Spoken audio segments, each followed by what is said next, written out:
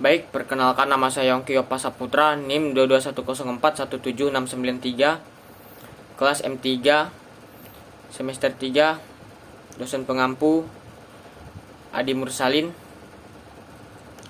Baik, saya akan memaparkan ringkasan perbedaan antara manajemen logistik dan supply chain. Baik, saya mulai.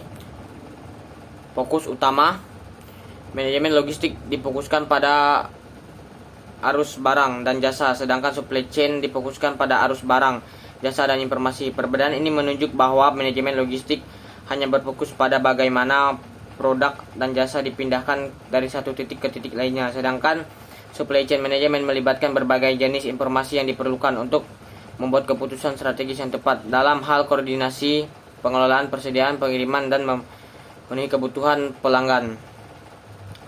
Ruang lingkup, manajemen logistik mencakup aktivitas yang berhubungan dengan transportasi, pergudangan, dan pengiriman barang, sedangkan supply chain manajemen mencakup aktivitas yang melibatkan koordinasi antara berbagai pihak dalam rantai pasokan. Hal ini menunjukkan bahwa manajemen logistik berfokus pada aktivitas operasional, sementara supply chain melibatkan koordinasi antara berbagai departemen dalam perusahaan dan berbagai pihak eksternal, termasuk pemasok, produsen, distributor, dan pengecer.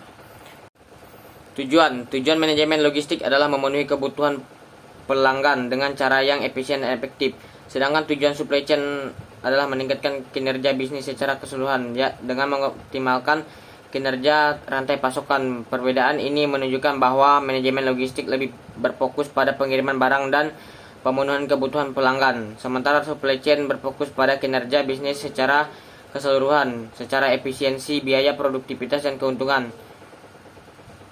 Proses manajemen logistik meliputi proses pemesanan, pengiriman, pemesanan, dan pengiriman barang ke pelanggan, sedangkan supply chain meliputi proses perencanaan, pembelian, pengelolaan, persediaan, produksi, distribusi, dan pengiriman. Hal ini menunjukkan bahwa manajemen logistik lebih fokus pada proses operasional yang terkait dengan pengiriman barang, sedangkan supply chain melibatkan proses yang lebih kompleks dan melibatkan lebih banyak departemen dalam perusahaan.